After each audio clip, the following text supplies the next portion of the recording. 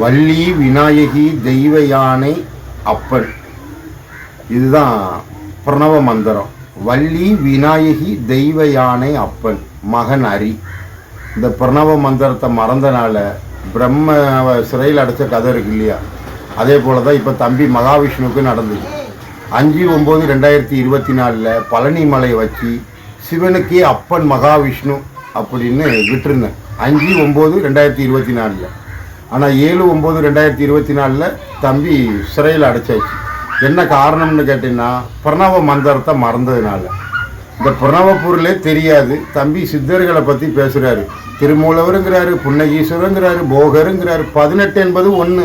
இதை அறிகிறது தான் மெய்ஞானம். ஞானம் என்பதே தெரியாது. சித்தர் வழிபாடை பற்றி தம்பி உலக அளவில் போய் சொற்பொழிவாற்றுறாரு. அம்மை அப்பன் துணை பரம்பொருள்